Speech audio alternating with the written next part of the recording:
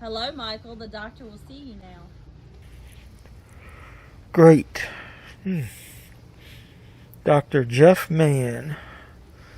Oh, here goes. Can't believe I'm nervous. Come on in. Make yourself comfortable. All right, Doc. Appreciate it. Hopefully you'll make this painless. Well, Michael, I appreciate you coming in. This is a great first step to us to kind of analyze where you're at and see where we need to go and what we need to talk about. So, how are you feeling today? I've been feeling great. I really appreciate you seeing me. I think this is really helping me. Well, that sounds good. So I actually have a test that I want to give you today. Oh, God, tests. I don't do well with tests. No, nothing difficult, and it's no right or wrong answers. I just want to take that, and from there we're going to see where we need to go. Okay, whatever you say, Doc. I'll try it. Let's see what you got. Well, I appreciate that. So, like I said, I got some tests here, and I think based on these results, we can get a game plan of seeing where we need to go from here. So, are you ready? Yeah, sure. Let's go ahead and give it a shot. Great. Let's go ahead and do it. So, Michael, here's the first one. You're going to see a series of ink blots, and I'm going to show them to you, and you have to tell me what you see. So, when you look at this, what does that remind you of? What's the first thing that pops into your mind? I think that's a couple of horses. Yeah, 2 horses back to back. That's what I see when I see that picture. Okay, well, here's the second one. What is the first thing that comes in your mind? Tell me immediately when you see this. What do you see first? Well, it could be underneath a horse, looking on all fours, or maybe it could be my mother when she's on all fours. Yeah, at the strip club that she works. Yeah, one or the other. Really, one or the other. That's a pretty unique answer. So let's go ahead with the next one.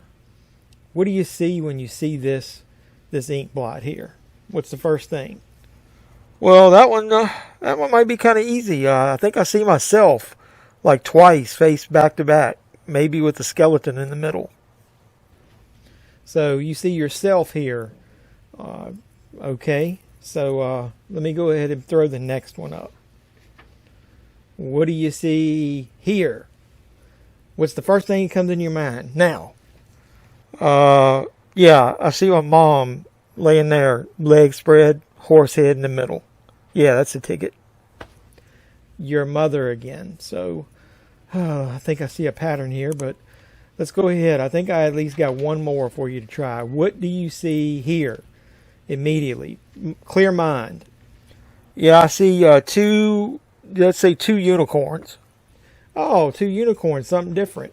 Yeah, unicorns are white horses with horns, right?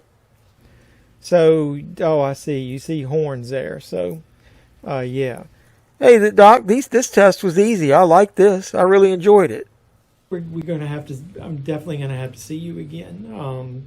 There's a couple things that I think you may be obsessing over, or at least that I'm worried about where your mind's at on a couple things. So at least you're articulate about it. At least you're able to express your feelings and your emotions.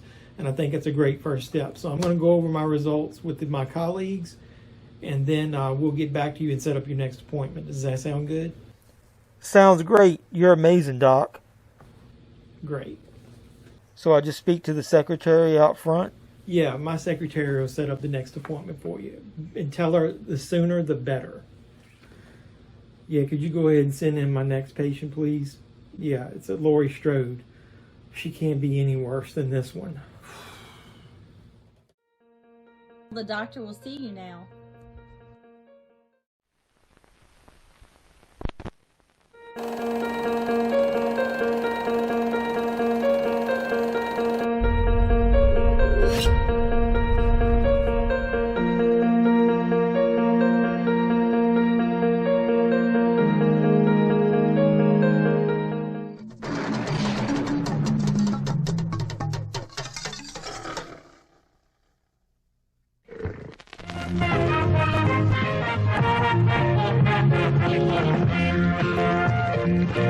So what's going on YouTube? Welcome back to the HalloSCREAM 2022 review series where your pop culture reporter, yeah that's me, JeffMan316, is reviewing every film in the Halloween franchise leading up to October 14th. You know what day that is? Halloween Ends Day. It's going to be streaming on Peacock and in movie theaters on the same day. I continue to be joined each week by all the amazing YouTubers that you saw in that opening graphic. Their links to all the reviews that they post at the same time I do mine, they're in the description of the video down below. So check that out. Please continue to support all of us any way you can. Everybody in this HalloSCREAM review series is putting a lot of effort in. So please support them in all the normal ways. You know, like each video you watch, comment on all of them, what you like, don't like, share the content everywhere you go. And don't forget to subscribe to the channel. What are you waiting for? Please subscribe to my channel and theirs when you watch their videos. So thank you. And with all the pleasantries out of the way, let's keep this video review series rolling along this week with Rob Zombie's Halloween 2 from 2009. It was a direct sequel to the reboot from just 2 years earlier. And once again in this installment, it's written by and directed by Rob Zombie. It's been 2 years since his quote-unquote white trash reboot hit theaters, but because of the success of that first Halloween movie that he made, the reins were loosened up a bit this time around, and he was allowed to let his, let's just say, his creative juices flow a little bit. So was that good or bad for this sequel? Well, let's discuss it in this review and you'll find out. So all the major characters return, and they're all played by the same actors, other than the boy who played Michael Myers. Scout Taylor-Compton once again plays Laurie Strode, and this time she's the center of attention for most of the film. Malcolm McDowell returns as Dr. Sam Loomis, and Tyler Mane once again dons the mask, or what's left of it after the first movie, as the shape Michael Myers. Sheri Moon Zombie plays Mikey's ghost mom, Deborah Myers. And then the cast is once again rounded out by Brad Douriff, who plays Sheriff Brackett, and Danielle Harris, who survived that brutal attack in the first film, to once again come back and play the sheriff's daughter named Annie. So I'm just going to go over the basic premise of the plot by using the Internet Movie Database description. Laurie Strode struggles to come to terms with her brother Michael Myers' deadly return to Haddonfield. Meanwhile, Michael Myers prepares for another reunion with his sister. So let's just go ahead and just say right off the bat, this film is very polarizing. I definitely do not think that this one is better than Rob Zombie's first effort at a Halloween movie. But when I saw it in theaters during the initial run, I was torn even then. There were a lot of things that I really loved about the picture, and then there were several things that I hated. I was very excited to view it again when it was released on home video because I wanted to see what my actual opinion of the film was. It was hard to do after one viewing.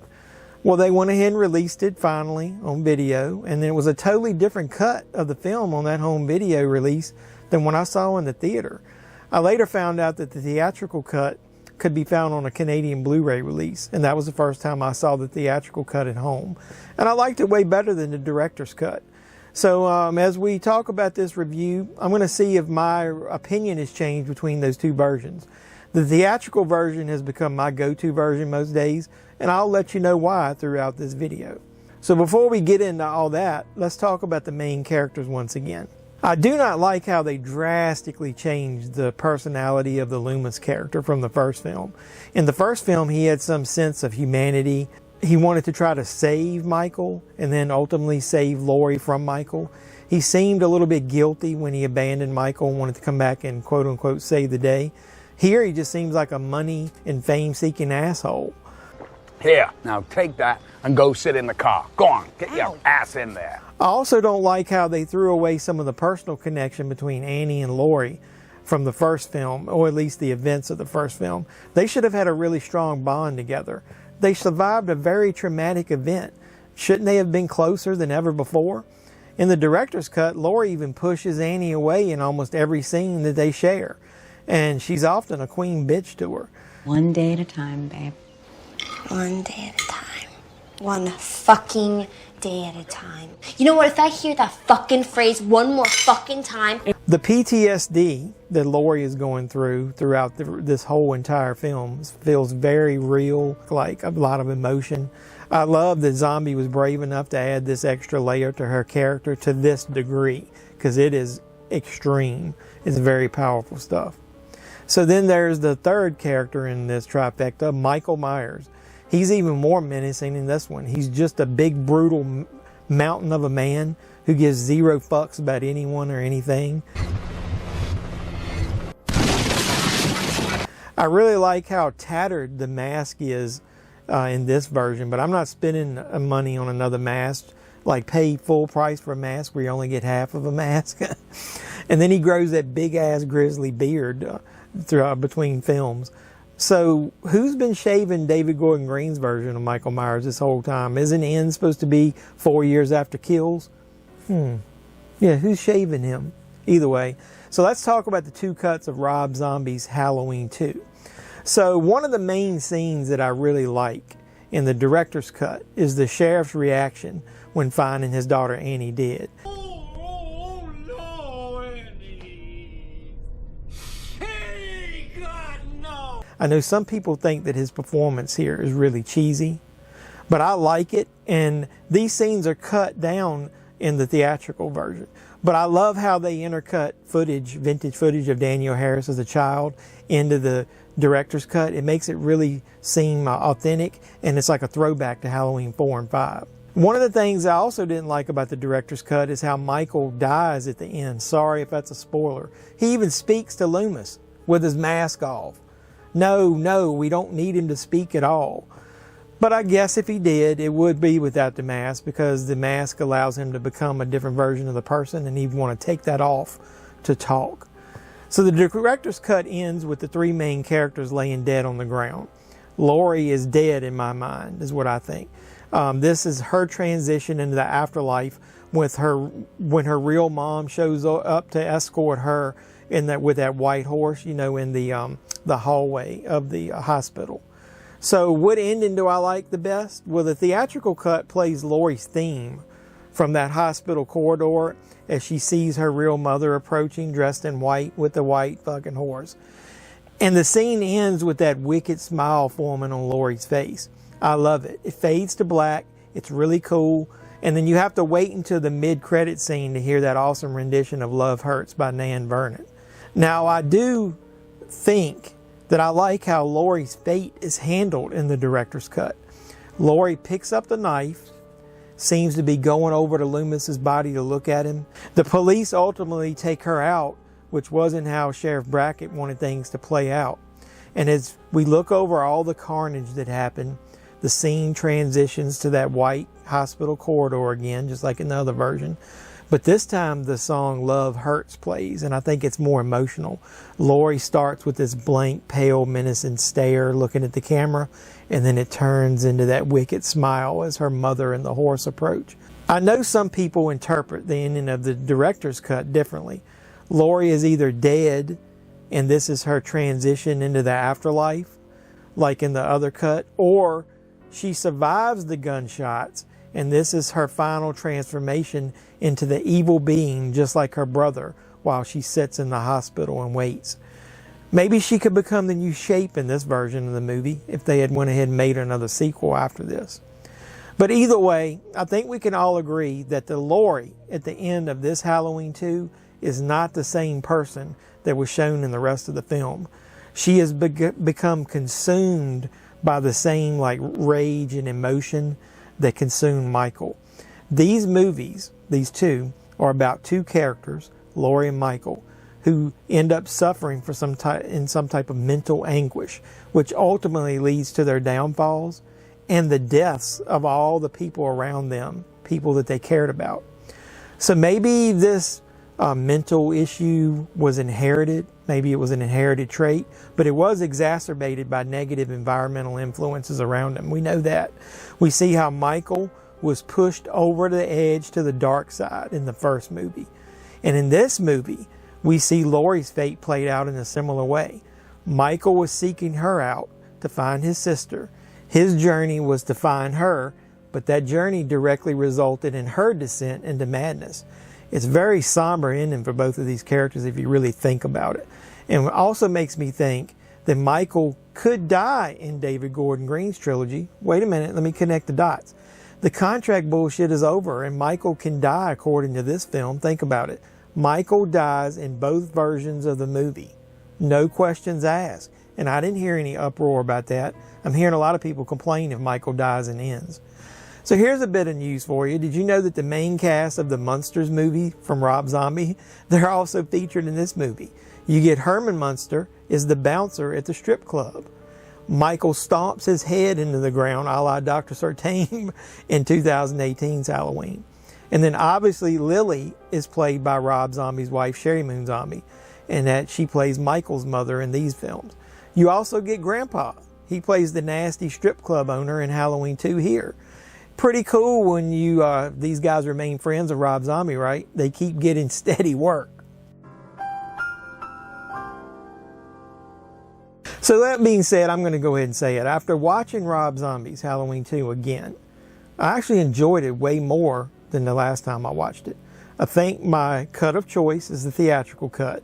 I like the opening scene in both versions of Michael's body being taken back to the morgue, how they wreck hitting the cow. I don't like some of that white trash dialogue in there, but I'll forgive it since that's basically not really prominent in the film. So once that happens and Michael escapes, it's some brutal murder, man, of one of the ambulance drivers. This is really an epic kill. I love that. And so I also love the fact that they pay an homage to the Halloween 2 John Carpenter's version with the hospital scene. And Michael, when he kills that nurse, that is one of the most brutal kills also in the film. So Michael's brutality comes out in all the kills here.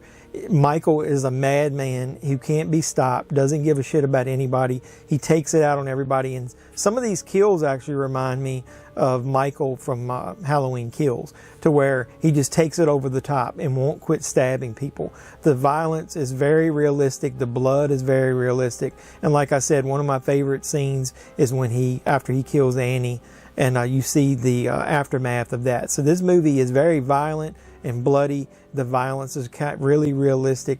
I love this version of Michael. I don't really like the mask, but I still love Tyler Mane's version. Like I said, he's just almost like an unstoppable force of nature. This version of Michael is awesome.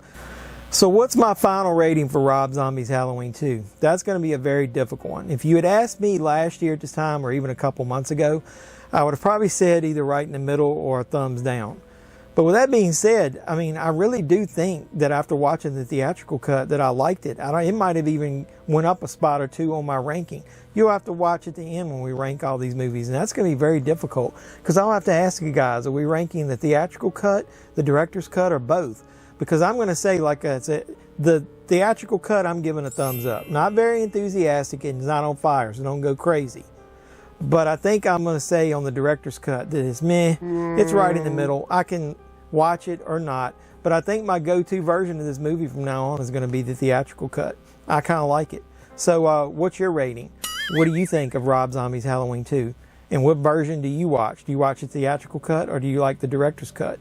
Which parts do you like? Which parts do you not like? Put some comments down below and let's get some conversation started. I was a bit disappointed at the turnout of my live stream where we discuss these movies, so let's get some conversation started in the comments down below. So while we're doing all that, don't forget to support me and everybody else in the HalloSCREAM 2022 review series. Like all our videos, comment on them, subscribe to the channels. Like I said, what are you waiting for? And then, hey, we're getting ready to take a turn. We finished all the legacy sequels and the reboots, and we're coming back to the newest films. So we'll be reviewing the trilogy coming up soon. The 2018 reboot by David Gordon Green. Then you're going to have the requel. I call it a reboot. It's really a requel. So you got the requel from 2018. You got Halloween Kills. And then Halloween Ends is right around the corner. And after we watch that, we're going to review that movie. So I hope you enjoyed all these reviews. Keep watching everything on the channel. Keep watching all my videos, movie hunts, toy hunts, everything else pop culture related. And until next time, boys and girls, when you come back and watch another video on the JevMan316 Pop Culture Reporter channel, I'm your host, as always, JevMan316, saying you guys be safe out there.